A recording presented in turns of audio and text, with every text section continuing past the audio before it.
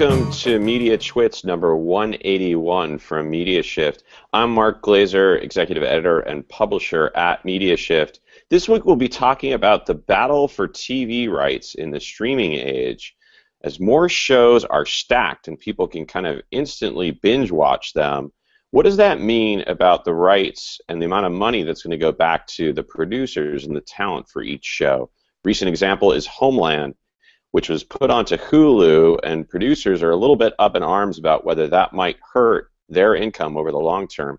And also a lot of changes going on with ESPN losing subscribers. We'll be talking about the way that TV is watched now, the rise of streaming, and the change in rights for producers and talent on this week's episode of the Mediatwits.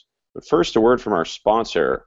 It takes a village to raise a child and to grow a business. Mediatwits podcast sponsor NextSpace lets you do both with a co-working community and early childhood care and education program under one roof. With NextSpace and NextKids, you can focus on your business and your family without compromise. Visit nextspace.us/nextkids to learn more about the program. Indeed, I am here in NextSpace in Potrero Hill, and the childcare is right next door, which is super convenient. I want to introduce our panel this week.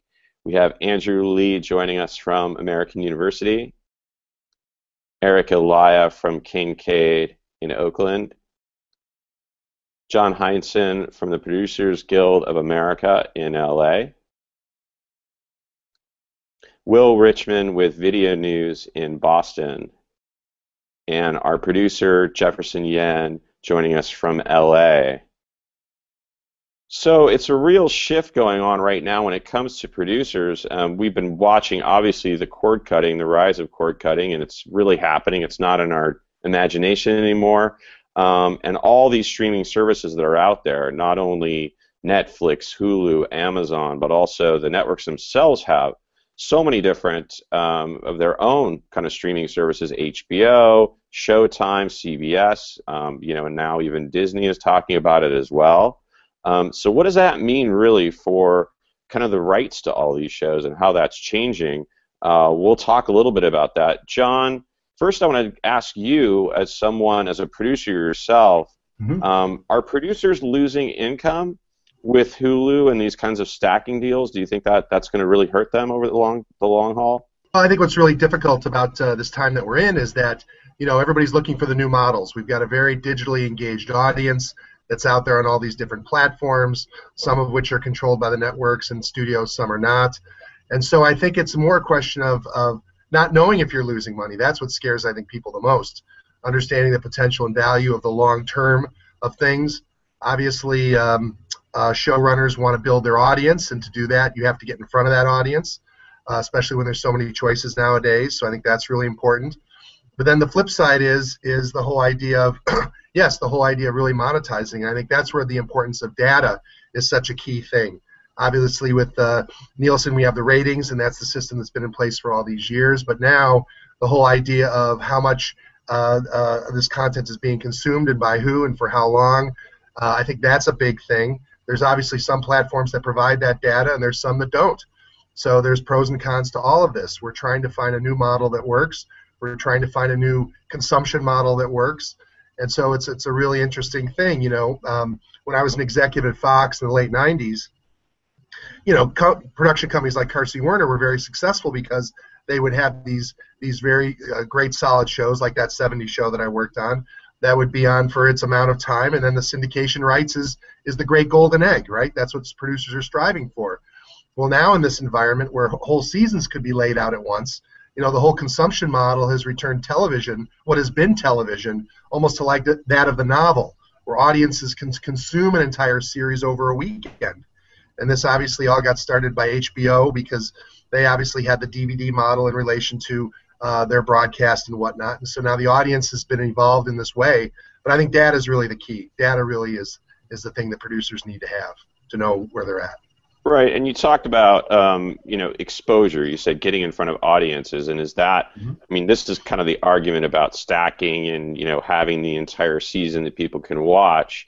Does that argument hold water for a lot of producers when it comes to the exposure? Well, you might not be getting as much money going on to Hulu, but you're going to get more exposure. Right. This is going to make you more popular in the long term.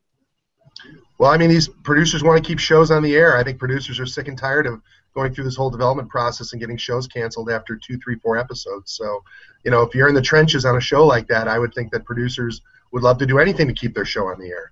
So it's really this chicken and egg kind of thing. It's a delicate line that producers are faced against. For sure. And Eric, what do you think about this with these deals that Hulu is doing? Where does that hurt Netflix? Netflix is basically coming out and saying, well, we're not going to pay as much. There's word that they're pay 30% less if the shows are already out and stacked on video on demand and on Hulu. So where is Netflix, is that stand going to work for them? Are they going to lose out on some of these shows because of Hulu deals? Yeah, I don't think Netflix is going to be hurt by Hulu anytime soon. I think Hulu has something like a 40% churn of their subscriber base right now, numbers I've heard, and I think they're trying to find ways to move up and challenge Netflix. I think what could hurt Hulu more than Netflix is the amount of new streaming services, the direct service as well as aggregated bundles that have come to market by, I think by the end of the year we will have seen almost a dozen different sorts of direct bundles that have come to market, even some vertically oriented like comedy. But I don't think it's going to be Netflix that is hurt by Hulu. I think any threats to Netflix would come from other carriers that could operate on a similar scale, I think, with the same kind of war chest that Netflix has, Apple, Amazon, Google, Comcast as well. Right. I mean, now Netflix has, 42 million subscribers, and while Hulu just jumped from 6 to 9 million, that's still just 9 million. But they are showing ads, so they do have more income when you look at it. Well, they have. I think they got smart with that new tier. They heard people about the ad experience on Hulu, so they came out with that new tier that's similarly priced to Netflix that doesn't include ads or has less ads. That's smart. They've gone after original content aggressively. But the Netflix war chest, the brand, the relationships with producers. I mean, I'd like to send the question over, back to our producer friend here. But as I understand it in the community, Netflix is really loved in some ways because they're very hands off. They're bankrolling content, but not interfering with the actual storytelling. I think there's other people that get hurt out of all this. We can come back to that, but I'll pause there. Okay. Well, John, did you want to chime in about that and how producers view Netflix? Well, again, I think it's the idea of being able to get the product in front of the audiences. It's interesting. I was in Estonia 2 weeks ago. The European Commission had a film forum, and they were talking about the conversation around having a single European market for film and television. And actually Netflix came up quite a bit because they were very concerned about the notion that with Netflix not giving out their metrics and things like that, were people being paid a fair price for their content. So it's certainly something that producers care about. And again, going back to this idea of if the data was there, it would make it a lot easier. But, do producers know the value of the content when they go and make those deals? More and more, what's Netflix willing to pay, and that's again just the question of what's the threshold for the producer deciding whether or not he wants to have his content on that platform. And then it is becoming a very crowded space. I'm actually a part of a new venture right now that's the same kind of thing, and one of the big selling points of the platform is the idea of giving metrics. That's actually how we're trying to compete or to differentiate ourselves from Netflix. So. Yeah, and Will, I want to bring you into the conversation too. We had this recent announcement or SEC filing on Wednesday, right before Thanksgiving. I guess that's a day when a lot of people are paying attention to things that Disney had lost, 7 million subscribers to ESPN, 4 to 5 million subscribers to their other channels. I mean, and obviously their stock did take a hit. Some people were paying attention. What does that mean? Does that mean that this Disney streaming experience is going to speed up and they're going to go towards streaming a lot faster? Well, if you're talking about ESPN specifically, are they going to go towards streaming directly to the to the viewer without the pay TV middleman, I don't think that that's going to. I don't think the losing 7 million subscribers is necessarily going to accelerate that. I think, as Disney's CEO Bob Iger has said many times, they're closely monitoring the changes that are happening in this ecosystem, as are so many other people, of course, because how can you not? But I think the reality is that they were probably the most vulnerable to experiencing some churn because they're the most expensive cable TV network by far. They're somewhere around $5 to $6 per month, the affiliate fee from the pay TV operator to ESPN. So if the operator wants to try to create a skinnier bundle of channels, ESPN is going to be a prime target for that. So it's not a huge surprise that ESPN has been maybe impacted more than other networks by cord cutting, but I think in the broader scheme of things, cord cutting is still relatively muted. It's an issue that's been talked about now for years. Literally, there have been people writing that the pay TV industry was faced with going off the cliff imminently due to cord cutting, and here we are still with north of 100 million subscribers to the pay TV ecosystem, and that's down maybe just a handful of million over the last few years. So I think there are lots of industries that would kill for those types of dynamics, and maybe it's generous to say that down is the new up, but in reality, I think that given all of the adoption of SVOD services, you think about Netflix going from essentially no streaming subscribers 5 years ago to now 43 million subscribers today, and the fact that the pay TV ecosystem has only lost a handful of millions is actually, I think, shows how durable it is, and I think that's what ESPN is really betting on, that if you're a sports fan and you want to be able to watch live sports, ESPN and the broadcasters and the regional sports networks are all going to be very important. Now, having said that, there are plenty of what I like to call entertainment-only viewers, people who really don't care about sports, and for them there are more choices than ever, whether it's Netflix, Hulu, Amazon, the list goes on and on and on. They're the ones that are probably most vulnerable to becoming cord cutters or cord nevers. And what about the channels themselves creating these streaming services like CBS, and do they? I mean, what's the prospect for those going up against these bigger players like Netflix and Amazon? Well, it's very fashionable these days to launch an SVOD service, and there are no shortage of them, as both Eric and John just said.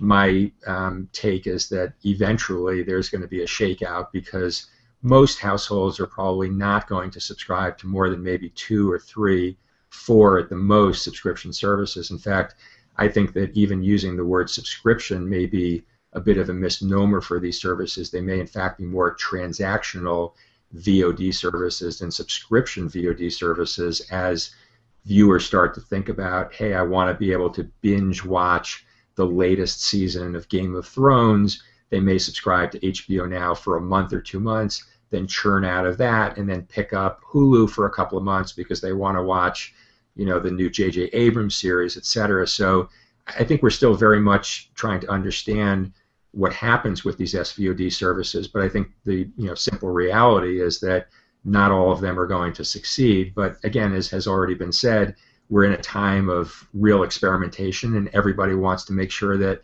they have an SVOD service out there so that they don't get caught, with their pants down, basically, if the world really changes dramatically. And Andrew, I'm curious about your take with, obviously there's some cord cutting, but let's just say the rise of streaming and just the way people are getting their TV content now.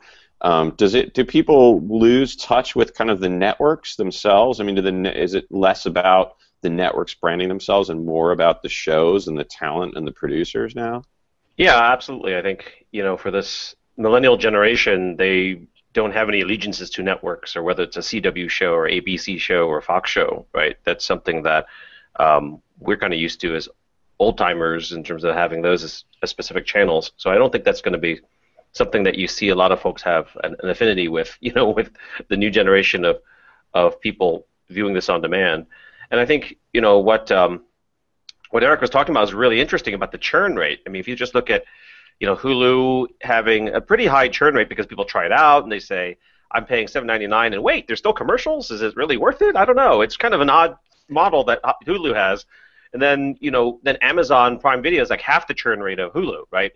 But that's tied to free shipping, and people have an extra reason to stay with that. And then Netflix is half of that yet again. I think around 10% is the churn rate. So Netflix has a real loyal subscriber base. Hulu, not so much. A lot of people kind of dipping their toe in, maybe getting a show at a certain time that they want, but maybe not sticking around as a persistent subscriber to Hulu. So it's a really interesting landscape how these different types of streaming services have different types of loyalties and different type of dynamics.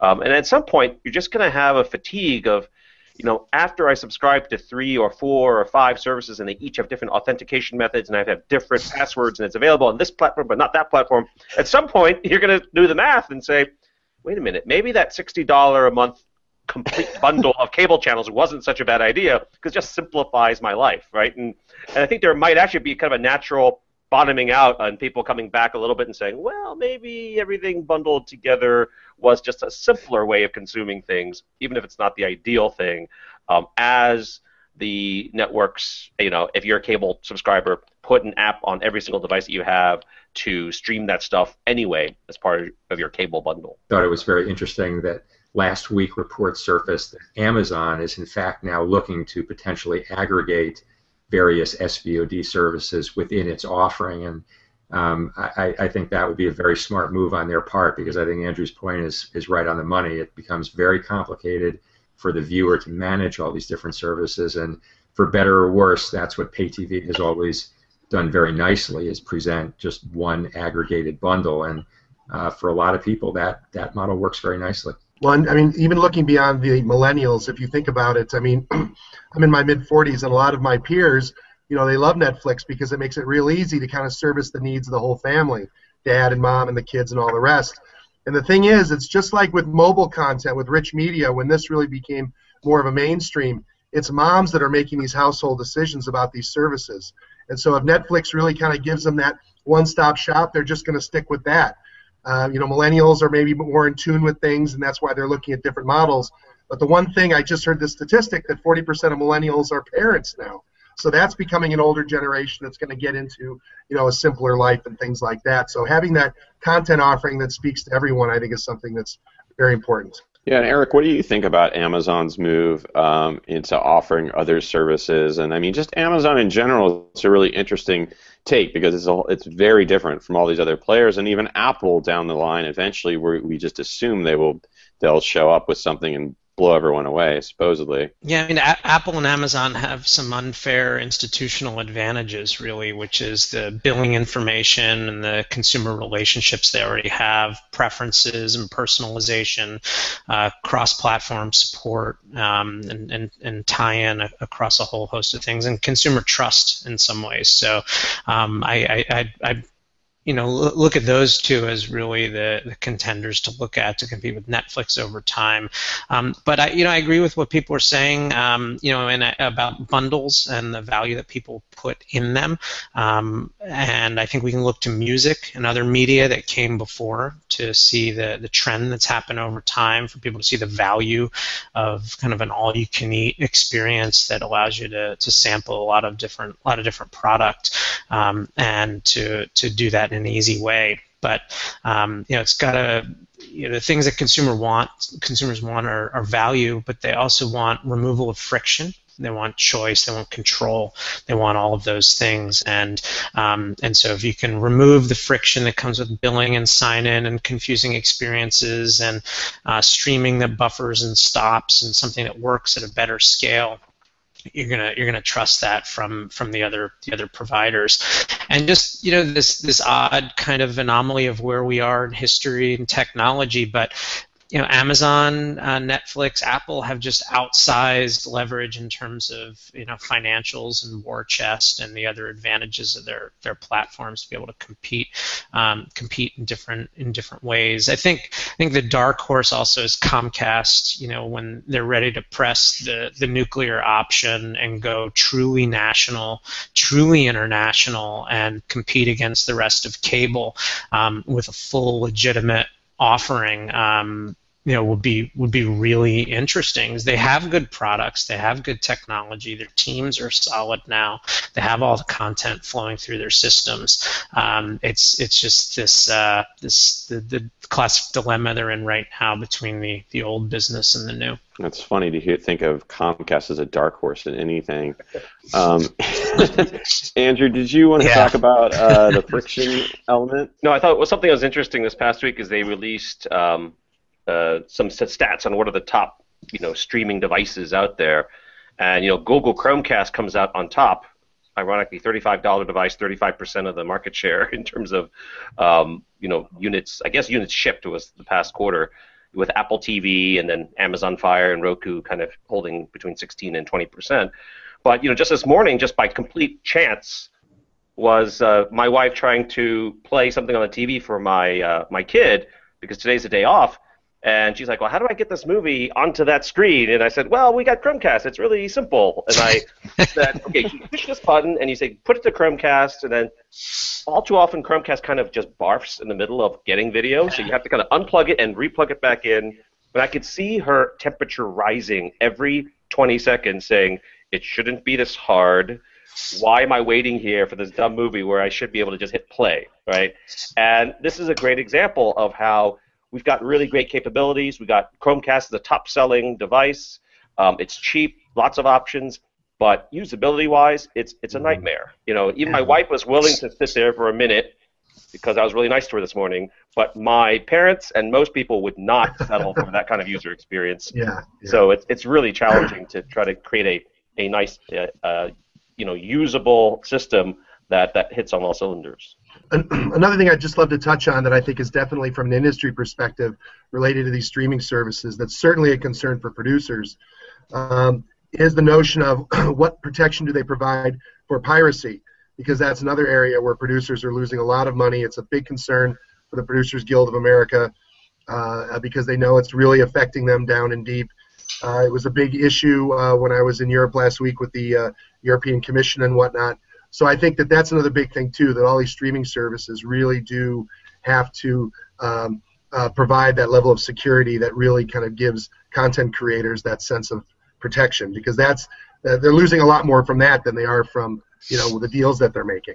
Literally just sharing passwords to streaming services, or people actually downloading through the hacking the content and getting it out there, yes. Okay. Absolutely. I recently at our Produced By conference in New York, there was a documentary filmmaker. It was called The Square, and it's all about the square in Cairo, where they had all the protests and such.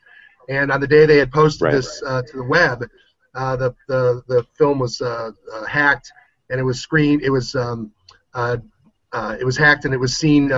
They had 200,000 illegal downloads in the first 90 minutes. Wow. Things like that. So it's protecting, creating new standards. We're in this great period of evolution. I always equate the digital space to Westinghouse in 1948. And how do we go from Westinghouse to the broadcast networks?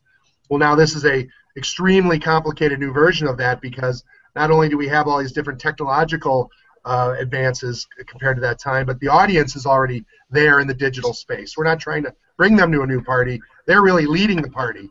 And that's the big thing that we have to kind of find our way, not only to protect the content we're creating, but to monetize it in an interesting way that creates a great user experience, like Andrew was saying.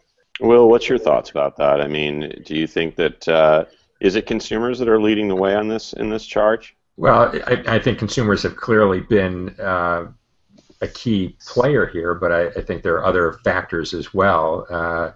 There's no doubt that just broadband infrastructure alone has enabled this whole online video boom to happen. If we didn't have robust broadband in 90-odd million homes in the U.S., plus countless office buildings, dorm rooms, etc., we wouldn't be talking about online video, because it wouldn't be possible. Remember the days, I think all of us are old enough to remember the days of dial-up access and 128 kilobit modems, and we wouldn't be talking about video if we still lived in that world. So broadband has been a big enabler. Devices have certainly been a huge enabler of this, whether it's, as we talked about before, Chromecast, Roku, Apple TV, certainly mobile devices, whether it's iPad, iPhone, Android, etc. And then, of course, the content services themselves. You can't underestimate how significant the impact has been of YouTube, of Netflix, of Hulu, now of Facebook and Snapchat and Instagram. All of these services have really kind of capitalized on the foundation that has been built for them by broadband and by devices, and are really helping to kind of fuel consumer demand, while at the same time consumers themselves fall in love with these services. And the reality is that TV, while it's been obviously a very popular medium over the years, there's a lot about TV that's a broken experience. And we did a conference earlier this week, and we had Donna Speciale, who runs all of advertising sales for Turner, and she talked about how they are cutting the ad load in half on True TV, one of their networks, over the course of the next year, and they're going to be doing so for other networks as well, because she candidly said it is just not feasible to be presenting viewers with all of these ads when at the same time they're having completely ad-free experiences on these inexpensive SVOD services. We're falling more and more out of step. And so I think we've seen consumers really help drive this, but we've also seen lots of other influences.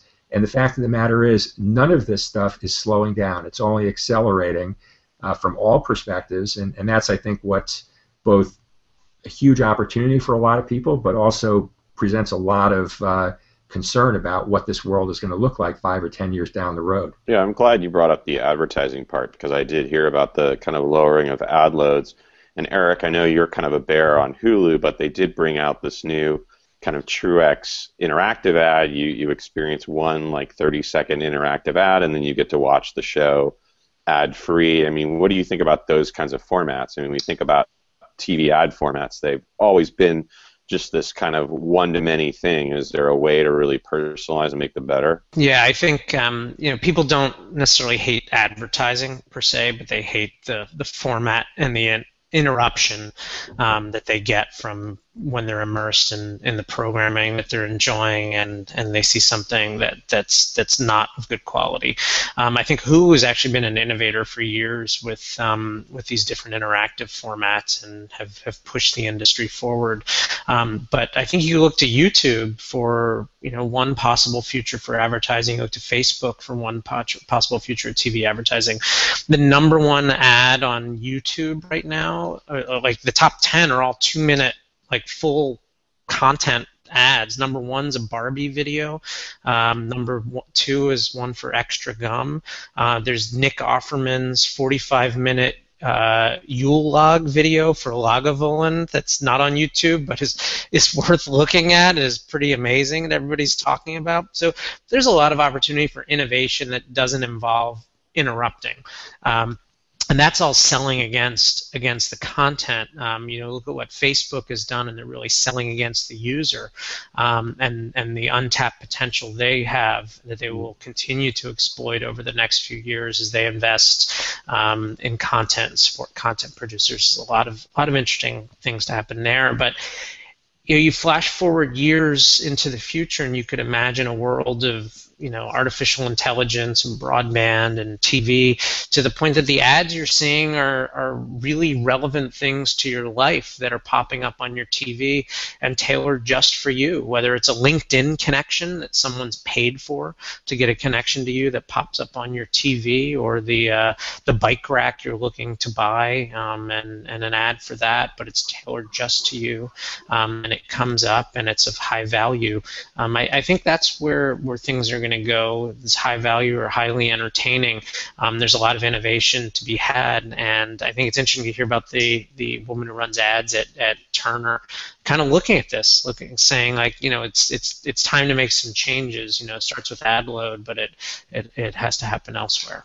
There's another very important trend happening in online video advertising that's now extending to TV advertising as well, which is called programmatic. And there are a lot of different kind of definitions of what programmatic is, but for those not as familiar, the essence of it is essentially using data to better inform which ad is placed at which time in front of which person, and doing that in an automated machine-to-machine fashion, literally filling ads in milliseconds. It's something that's happened in the display advertising space for many years now and is starting to become a big thing in video. In fact, Magna Global, which was at our conference earlier this week as well, forecast that over 60% of all online video advertising will be fulfilled through programmatic means within 4 years. So what programmatic, I think, means in terms of what Eric was just saying is that ads are going to become much more relevant and therefore much more valuable to both advertisers and to content providers, because the idea that that ad will actually convert to some sort of an action on the part of the targeted viewer, that likelihood is going to get higher and higher and higher. So I am, for one, very bullish on the sort of revolution that's happening in advertising now, and the TV networks themselves are making huge investments in their data infrastructure to make sure that they can really help advertisers and buyers target the exact viewers that they want. So it's a very interesting time on the monetization front as well as this kind of whole content front that we've been talking about. Well, thanks a lot. Appreciate the conversation. I want to thank our panel guests, Andrew Lee at American University, Eric Alaya at Kincaid, John Heinsohn at Producers Guild of America, Will Richmond at Video News, our producer Jefferson Yen. I want to thank our sponsor NextSpace and NextKids. You can learn more about their program at nextspace.us/NextKids. You can find our podcast on Mediashift.org and follow us on Twitter at the Mediatwits. Past episodes are on SoundCloud and YouTube. We'll catch you next week.